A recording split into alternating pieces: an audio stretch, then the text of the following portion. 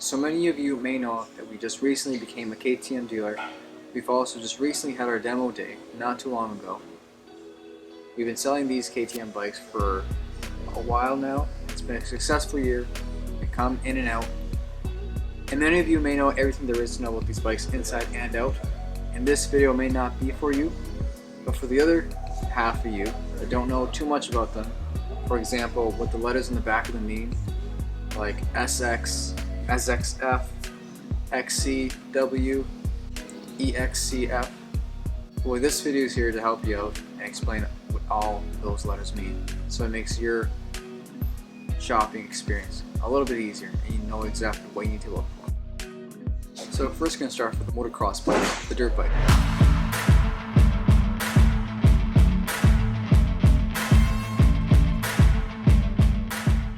So we have the SX, and all that means that it's a two-stroke dirt bike. Next up we have the SX, and once you add the F to it, that turns into a four-stroke. And we also have the SX-E, which means it's an electric dirt bike. Next up on the list we have the Enduro lineup.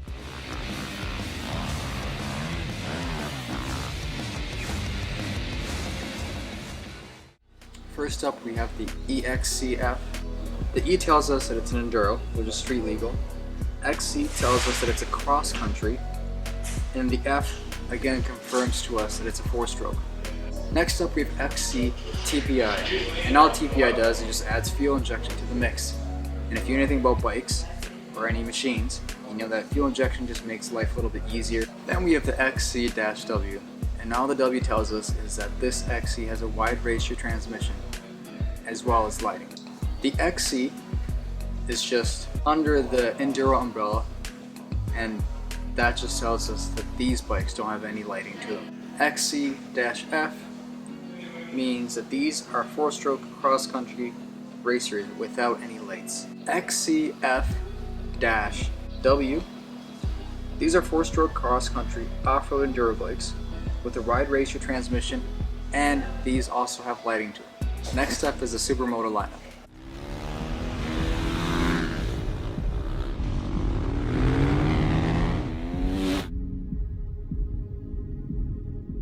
The Supermotos only have two different bikes to them, and one of them we do get here, and one of them we probably won't see here. Now KTM has the SMR. This is a non-street legal racing bike, the Supermoto racing one. And this is the one that we probably won't ever see here again because it's not street legal at all.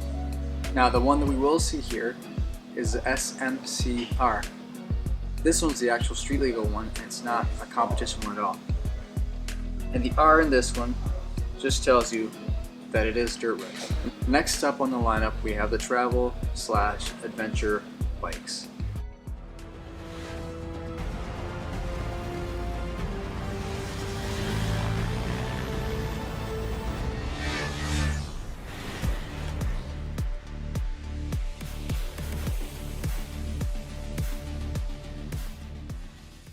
First up we have the Super Adventure R. This is the V-twin adventure bike, and the R just really means that it's more off-road focused. And then we have the Super Adventure S. Now the S in this one just really means that it's more street oriented rather than dirt. Then we just have the regular adventure. Now this is for the non-V-twin street oriented adventure models that are out there. After that we have the Adventure R. This is a non-V-twin adventure bike aimed more towards the dirt side. Then we have the Adventure R Rally. Now this is for the hardcore off-roading adventure world rally riders. Now lastly in this category we have the Enduro R. Now this bike is not as dirt ready as the bikes in the Enduro line, but it is more dirt capable than the other bikes under the travel/adventure category. Now for our last category we have the naked or the Duke bike.